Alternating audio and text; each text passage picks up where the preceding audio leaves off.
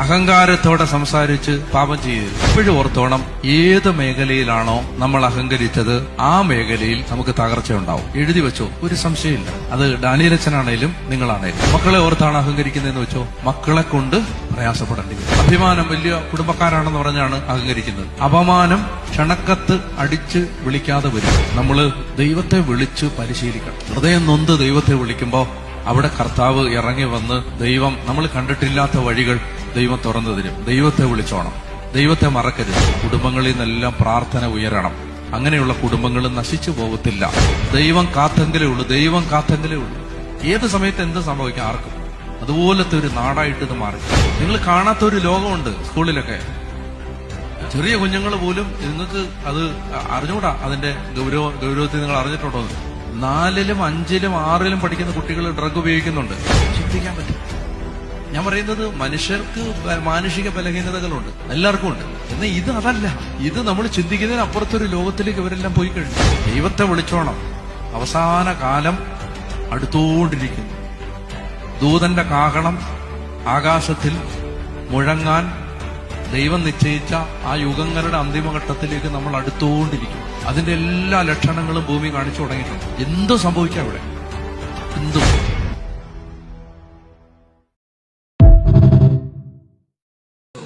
പ്രാർത്ഥിക്കുന്നവനെ ദൈവം മുന്നിൽ കൊണ്ടുപോകുന്നു. ഇവിടെ ഇരിക്കുന്ന മാതാപിതാക്കൾ പ്രാർത്ഥിക്കുന്നവരാണെങ്കിൽ നിങ്ങളുടെ മക്കൾ പുറകിൽ പോകില്ല.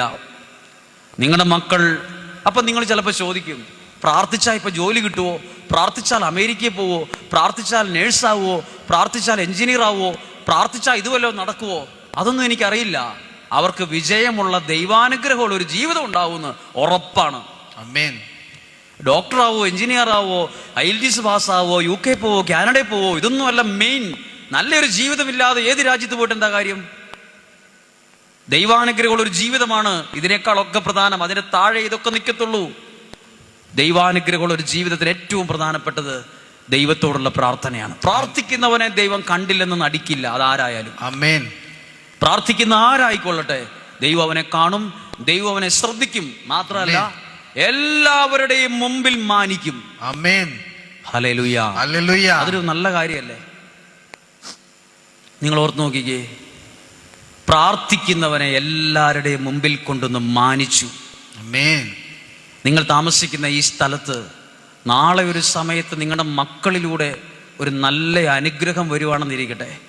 എല്ലാവരുടെയും ഈ 1500 1400 വീട്ടുകാരിലെ ഇടവകയിലെ ജനങ്ങളെല്ലാവരും കാണുന്ന വിധത്തിൽ, ആ കുടുംബം അനുഗ്രഹിക്കപ്പെടുന്ന കാണുന്ന വിധത്തിൽ പ്രാർത്ഥിക്കുന്ന ഒരാളെ ദൈവം അവരുടെ തലമുറയെ മുന്നിൽ കൊണ്ടുവരും. ആമേൻ. ജീവിതത്തിൽ പ്രശ്നങ്ങളും പ്രതിസന്ധികളൊക്കെ വന്നെന്നിരിക്കും, പക്ഷെ ദൈവം അതിൻ്റെ അവസാനം മുന്നിൽ കൊണ്ടുവരും. ആമേൻ. അതിനുവേണ്ടിയാണ് നമ്മൾ പ്രാർത്ഥിക്കുന്നത്. കേവലം ഒരു പാട്ടുപാടി ധ്യാനം കഴിഞ്ഞു, ഒരു അനുഭവം ഉണ്ടായി, കൊള്ളായിരുന്നു അല്ല കൊള്ളത്തില്ലായിരുന്നു, ഇത് ഞങ്ങൾ കേട്ടതാണ്, അഭിപ്രായം പറഞ്ഞു പോകേണ്ടതല്ല.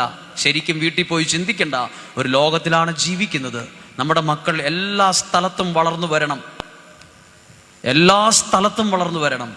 നിങ്ങൾക്ക് 2 മക്കളുണ്ട്, 3 മക്കളുണ്ടെങ്കിൽ അതിലൊരാൾ ദൈവത്തിന് വേണ്ടി നിൽക്കുന്നവരും ആത്മീയമായും ഭൗതികമായും എല്ലാം വളർന്നു വരുന്ന നിങ്ങളെന്ന് വിശ്വാസത്തിൽ കണ്ടേ.